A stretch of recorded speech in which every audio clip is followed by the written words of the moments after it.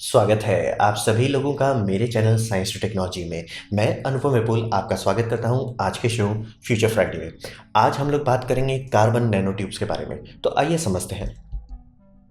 तो सबसे पहले समझिए यहाँ पे हम लोग किस चीज़ के बारे में बात कर रहे हैं। यहाँ पे हम लोग बात कर रहे हैं ट्यूब जैसा, जो इसके नाम में ही है ट्यूब, कार्बन नैनो ट्यूब। और ये ट्यूब जो है एटम्स पे बना हुआ है, यानी कि ये कोई ऐसा ट्यूब नहीं जैसे क्रिस्टल्स बना है। जैसे मेटल के पाइप्स जो आप देखते हैं, अगर आप उसको तोड़ना चाहेंगे तो आपको उसमें मेटल का क्रिस्टल्स दिखेगा, लैटस दिखेगा। तो यहाँ पे वही चीज़ कर रहे हैं, लेकिन मोलिकुलर लेवल पे उतर के कर रहे हैं, यानी एक एक एटम अरेंज किया हुआ है। और इसका थिकनेस, यानी जो ट्यूब है, ट्यूब का वॉल थिकनेस कितना है, वो एक एटम थिक है। डायमीटर बदल सकता है लेकिन थिकनेस नहीं चेंज होगा, ये बात ज़रूर समझे। एक एटम थिक होता है और ये प्योर क्रिस्टल स्ट्रक्चर है। इसका मतलब क्या हुआ? प्योर इस सेंस में मतलब ये हो गया कि इसमें सिर्फ और सिर्फ एक एलिमेंट का एटम्स लगता है। ऐसा नहीं होता कि मतलब कार्बन के साथ ऑक्सीजन है या कार्बन के साथ हाइड्रोजन है, वैसा नहीं है। सिर्फ और सिर्फ कार्बन से बनाया हुआ है। और ये मटेरियल दुनिया का सबसे स्ट्रॉन्गेस्ट मटेरियल में गिना जाता है, यानी कि डायमंड से ज़्यादा हार्ड हो सकता है, स्टील से ज़्यादा मजबूत हो सकता है और सबसे हल्का हो सकता है। तो इसी के बारे में हम लोग बात कर रहे हैं। एक ट्यूब है जो कार्बन का लैटस से बनाया हुआ है, प्योर कार्बन है और सिर्फ एक एटम थिक है। तो इसी के बारे में हम लोग बात करेंगे और ये इसका एटॉमिक मतलब इलेक्ट्रॉन माइक्रोस्कोप से पिक्चर देखेंगे। तो बात करते हैं, यहाँ पे हम लोग एक छोटी चीज़ के बारे में बात कर रहे हैं। तो ये छोटी चीज़ को समझना थोड़ा ज़रूरी है, क्योंकि रियल ज़िंदगी में हम लोग इस ऊंचाई मतलब उस स्केल पे नहीं रहते हैं, इतनी छोटी चीज़ पे नहीं ध्यान देते हैं। जैसे कि आप बाल देख रहे हैं, तो बाल अगर आपको हाथ के साइज से दिख रहा है और ये पतला कार्बन फाइबर जो नॉर्मली इस्तेमाल होता है उसका एक फाइबर है, तो कार्बन नैनो ट्यूब इससे उतना ही छोटा होगा जितना बाल इससे बड़ा है। तो मतलब बहुत बहुत छोटा चीज़ होता है ये। नैनोमीटर में इसे नापना मुश्किल हो जाता है, क्योंकि मतलब ट्यूब बना के आप बड़ा बना सकते हो, आप ऐसा बना सकते हो 1 नैनोमीटर, 4 नैनोमीटर या 100 नैनोमीटर तक आप बना सकते हो। लेकिन ये छोटे के डायरेक्शन में भी बहुत छोटा जा सकता है, 0.5 नैनोमीटर तक जा सकता है।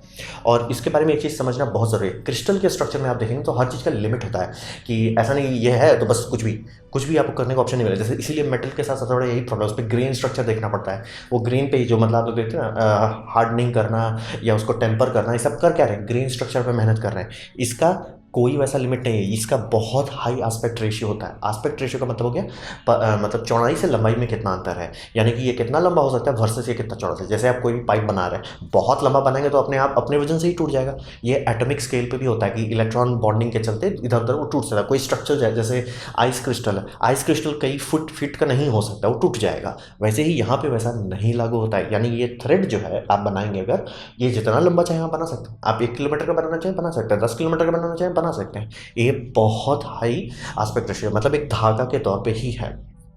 और इसका सिंगल स्ट्रैंड मतलब अगर एक कार्बन नैनो ट्यूब आप देखने की कोशिश करेंगे, लगभग ये होगा, क्या बोलते हैं, इनविजिबल टू ह्यूमन आई होगा। सिर्फ 100 नैनोमीटर पे जहाँ पे करेंगे तो थोड़ा सा आपको दिखेगा, ट्रांसपेरेंट नहीं है लेकिन मतलब समझ रहे हो, इतना छोटा है कि हम लोग को नहीं देखने में मुश्किल होगा। वही बता रहे, बहुत छोटा होता है, 0.5 नैनोमीटर से भी छोटा आ सकता है। 10 नैनोमीटर, 100 नैनोमीटर तो मार्केट में मिलता है, और सेंटीमीटर तक की लंबाई बनाई जा सकती है। ऐसा नहीं है लंबाई, और मैंने आपको बताया कई किलोमीटर तक बना, हम लोग नहीं बना पा रहे हैं, मतलब फिजिक्स नहीं रोकता, हमारी इंजीनियरिंग वहाँ नहीं है।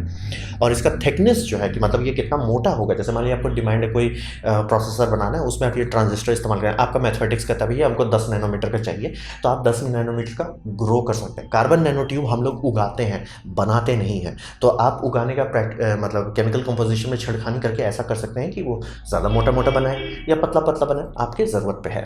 तो ये बहुत छोटी चीज़ के बारे में हम लोग बात कर रहे हैं, नैनो स्केल के अंदर पहुँच गए हैं। तो अब यहाँ पे बात करते हैं इसकी ज्योमेट्री पे। सारा तिकड़म, सारा खेला इसका ज्योमेट्री पे है। आप लोगों को पता ही हो, कार्बन के बारे में स्कूल में थोड़ा सा भी ध्यान से पढ़े होंगे तो आपको पता होगा, सारा खेला कार्बन का ज्योमेट्री पे। कार्बन का बॉन्डिंग होता है, कार्बन के शीट्स को एक के ऊपर एक रखते हैं और उसके बीच में वीक बॉन्डिंग हो जाए तो उसको हम लोग कहते हैं ग्राफाइट। नॉर्मल पेंसिल का चीज़ है, कोई हुआ नहीं है। लेकिन वहीं आप वो लेयर उखाड़ दें और उसका बॉन्डिंग खुद से हो जाए तो वो ग्राफीन ही हो जाता है, ऑलमोस्ट मैजिक वंडर मटेरियल बन जाता है। वहीं पे आप कार्बन ही लेते हैं और उसको सेल्फ से अरेंज कर देते हैं क्रिस्टल सच में, उसे हम लोग डायमंड कहते हैं। तो वही समझिए, आप अरेंज कैसे करते हैं एटम को, ज्योमेट्री क्या है, उसी पे सारा खेला है। तो यहाँ पे भी एटॉमिक लैटस जो है, यानी ये जो ट्यूब बना रहे हैं, इस ट्यूब का जो मतलब अगर आप खोल देते हैं, परत की तरफ खोल देते हैं, तो उस परत में क्या एंगल है उससे सारा चीज़ कंट्रोल होगा। तो वही पे समझिए, हमारे पास 3 मेन एंगल होते हैं, एक्चुअली 2 होता है, उसके बीच में एक ट्रांसलेशन एंगल है। एक होता है आर्म चेयर। आर्म चेयर पे अगर आप एक एटम को फॉलो करना चाहिए, मतलब लंबाई के द्वारा, ये ऐसे मत देखिए, हाइट में मत देखिए, लंबाई की तरफ देखिए, zig zag zig zag zig zag आपको दिखने लगेगा, तो उसे हम लोग जिग जैग बॉन्डिंग कहते हैं। ये बॉन्डिंग ठीक ठाक है, लेकिन अगर इसका उल्टा घुमा देते हैं, मतलब ये हेक्सागोन है, हेक्सागोन को घुमा देते हैं, तो आपको मिलेगा आर्म चेयर, यानी टुक मुड़ेगा, फिर सीधा चलेगा, फिर मुड़ेगा। ये आर्म चेयर वाले डिज़ाइन सबसे मजबूत, हष्ट-पुष्ट, तंदुरुस्त होता है, मतलब खींचने पे ये बहुत देर देर तक टिका, मतलब बहुत एनर्जी बर्दाश्त कर पाएगा। वहीं ज़िग-ज़ैग थोड़ा कमज़ोर होता है। अब लेकिन ये केमिस्ट्री है, रियल लाइफ है, कंप्यूटर मॉडलिंग नहीं कर रहे हैं कि जो हर चीज़ एकदम परफेक्टली 90 डिग्री पे होगा। तो रियल लाइफ में कई जगह में कायरल का ज्योमेट्री बन जाती है, यानी कि कोशिश भले कर रहे हैं आप, मान लीजिए ग्रो करने की कोशिश कर रहे हैं कि मुझे आर्म चेयर वाला स्ट्रक्चर जो कि सबसे मजबूत वही होता है, लेकिन आपका ग्रो हो गया कि भाई थोड़ा सा उसमें एंगल आ गया। अब यहाँ पे आपको लग रहा है कि ये केमिकल लेवल पे हो रहा है, ये एटॉमिक स्केल पे हो रहा है, तो इससे फ़र्क पड़ेगा बहुत ज़्यादा।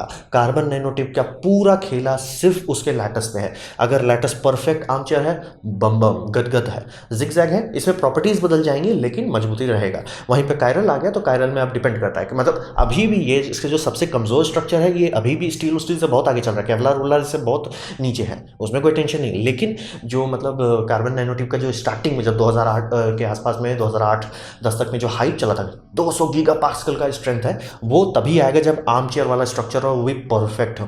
रियल लाइफ में होता नहीं है। तो रियल लाइफ में जब नापने जाएंगे तो मतलब 200-300 गीगा पास्कल घट के 30-40 पे आ जाता है। ये बात सही है, 30-40 अभी भी स्टील और केवलार से बहुत आगे चल रहा है मेजरमेंट के मामले में, लेकिन जो 300 के सपने दिखाए गए वो 30 में उतर गया, ऐसा हो गया वही कायरल के चलते। इसीलिए सारा खेला ये क्रिस्टल लैटस का है, कैसे अरेंज करते हैं। और अलग अलग जैसे इलेक्ट्रिकल प्रॉपर्टीज़ के लिए आप कई बार जिगजैग इस्तेमाल करेंगे, ना कि आर्म चेयर इस्तेमाल करेंगे।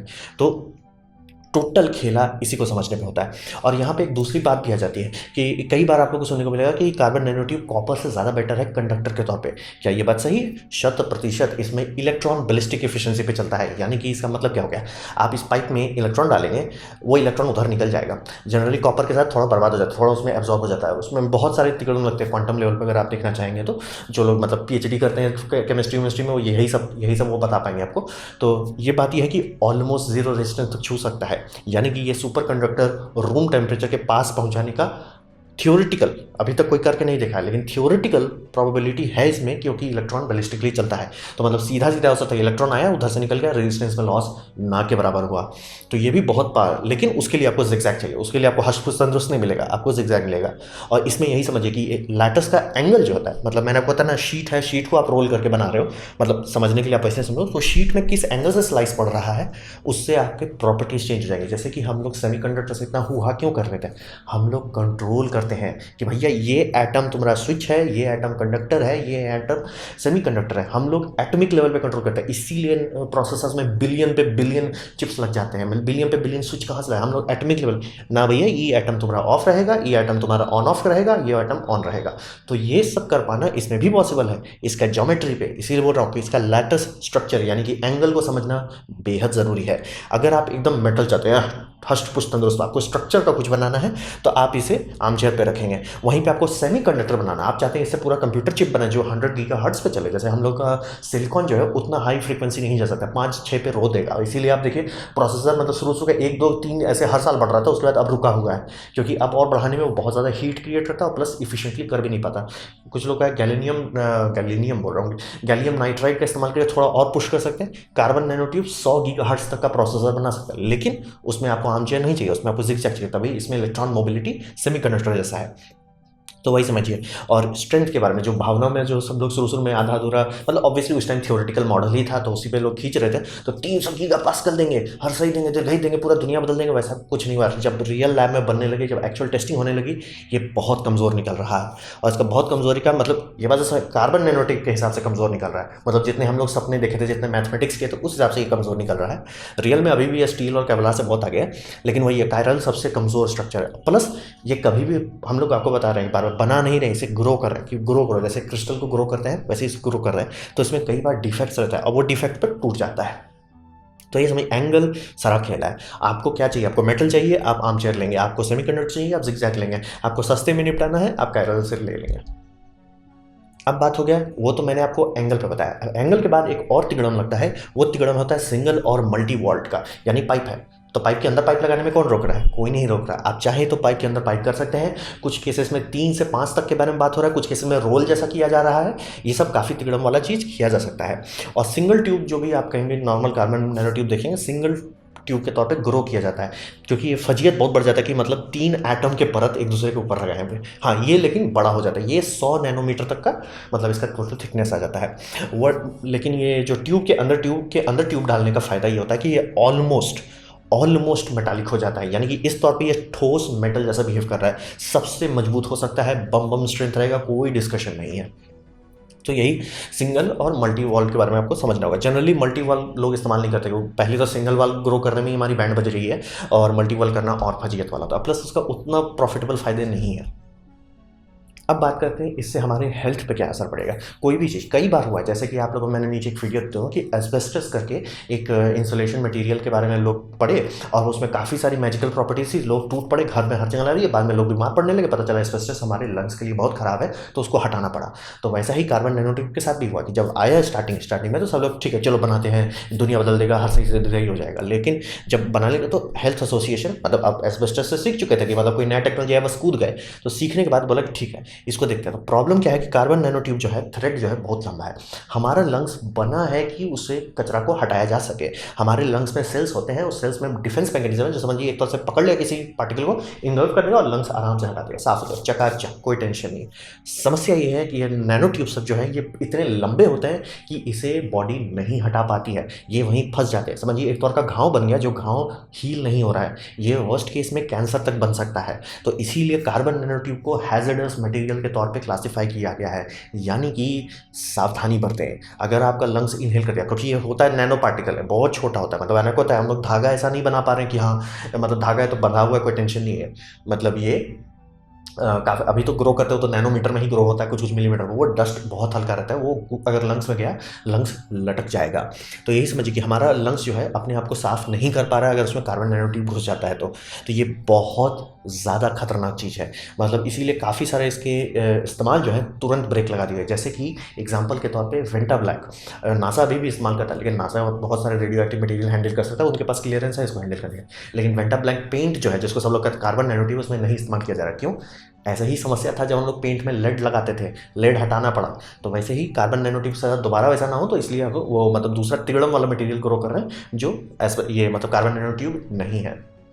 तो समझिए हेल्थ के मामले में ये काफ़ी कम एक्सपोज रहता है कि ये बहुत खतरनाक है हमारे हेल्थ के लिए। और कुछ कुछ केसेस में आ रहा है कि ये स्किन के आर पार जा सकता है, मतलब आपको पता नहीं चलेगा, मतलब ये सुई से भी बहुत पतला है, आपको पता नहीं चलेगा, लेकिन ये आराम से अंदर जाके बॉडी में कंटेमिनेशन कर सकता है।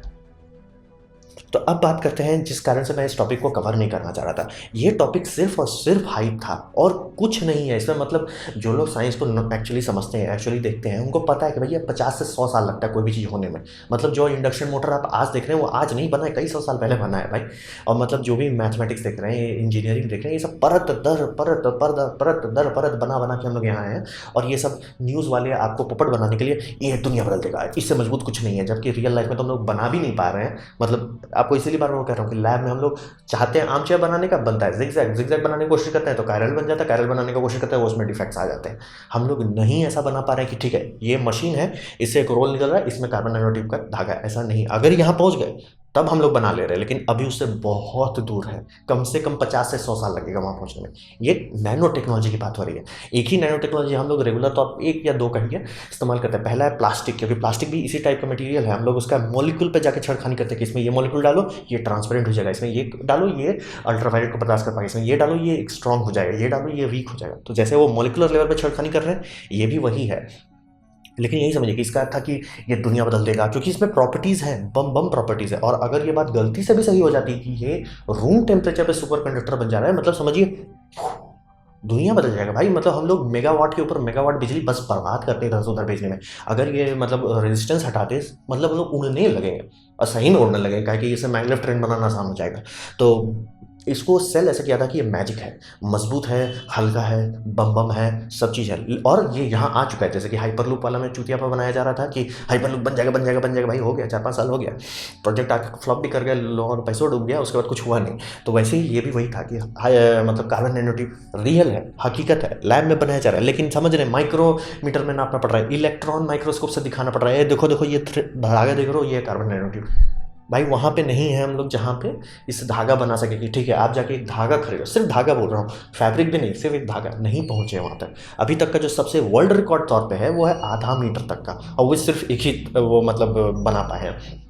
तो इसको यही समझिए कि हम लोग इसको बना सकते हैं, ये बात एकदम शत प्रतिशत सही है। और इसका इस्तेमाल अभी ये हो रहा है कि इससे आप लोग कई जगह सुनेंगे टेनिस रैकेट में, टायर्स में इस्तेमाल किया जाता है। ये सब का री मतलब समझिए जैसे सीमेंट में अलग अलग चीज़ मिला के उसको स्ट्रॉन्ग किया जाता है, जैसे सीमेंट में फाइबर मिलाया जाता है, वैसे ही फैब्रिक बनाने टाइम यानी कि जो केवलार के धागे बन रहे हैं जिससे आपका टेनिस रैकेट बनेगा, उसमें ये सब मिक्स करके उसकी मजबूती बढ़ाई जाती है और ये काम करता है, ये बात एकदम सच प्रतिशत है। लेकिन अभी हम लोग कंपोजिट स्ट्रक्चर पे हैं, उसका ये नेटिव स्ट्रक्चर पे नहीं पहुंचे कि नहीं इसी से बना है। जैसे कार्बन फाइबर शुरू में ऐसे ही होता था, मिक्स करते थे हर चीज़ पे, बाद में वो कि नहीं पूरा का पूरा F1 गाड़ी कार्बन फाइबर से बना सके, अभी हम लोग वहाँ नहीं पहुँचे और बहुत टाइम लगेगा वहाँ पहुँचे, 50 से 60। और प्लस कई बार आप शायद चाहो भी नहीं कि पहुँचना, क्योंकि अगर ऐसा इसमें फिर से रिस्क आ जाता है कि ये मतलब फिर से हमारे लंग्स की बैंड बजाते रहता है, तो भाई फ़ायदा क्या हुआ। दूसरा ये बात भी होता है कि ये इसको केमिकली इनर्ट है, हर मामले में बम है, लेकिन ये हाई टेम्परेचर पे आग पकड़ सकता है, और अगर आग ये जल गया तो बुताना मुश्किल हो जाता है, क्योंकि ऑब्वियसली कार्बन ही है, तो हाई टेम्परेचर ऑक्सीजन मिल गया और ये आग पकड़ लिया तो आग बुताना मुश्किल हो जाए। स्टील का आप जैसे दीवार बनाते हैं, मान लीजिए कोई स्ट्रक्चर है, जैसे कोई भी बिल्डिंग देखते हैं उसमें स्टील का स्ट्रक्चर होता है, उसमें आग नहीं लग सकता, वो गर्मी से ये हो सकता है कमज़ोर हो सकता है, लेकिन आग नहीं लगेगा। इसमें मान लीजिए बना देते हैं, इसमें खुद ब खुद आग लग सकता है, तो कोई बस किसी तरह थर्माइट से आग लगाना होगा, स्वाहा। तो इसीलिए समझिए कि अभी हम लोग कंपोजिट स्ट्रक्चर में वहाँ पे नहीं है जहाँ पे इससे धागा आपको मिलेगा, ये धागा से आप कुछ भी बना लो एकदम बम बम चीज़ हो जाएगा, वहाँ अभी नहीं, बहुत दूर है।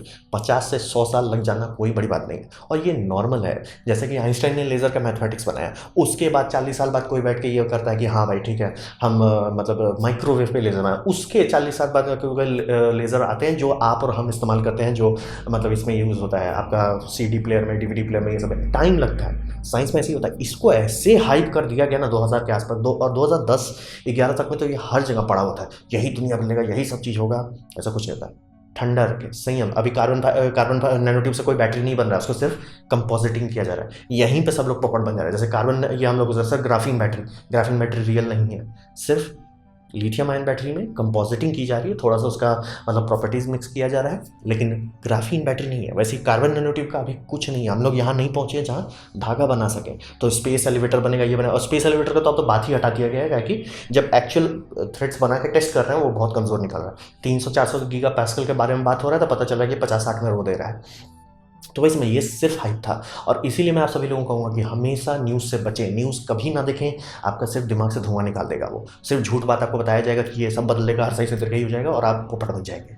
तो प्लीज़ ठंडे दिमाग से ठंडा रहें। अभी हम लोग सिर्फ कंपोजिट स्ट्रक्चर, और 50 साल कम से कम लगेगा, और शायद आप जाना भी नहीं चाहो। अगर लंग्स वाला बात सही ठीक से क्लियर हो पाता है तो कोई इसको यूज़ ही नहीं करेगा।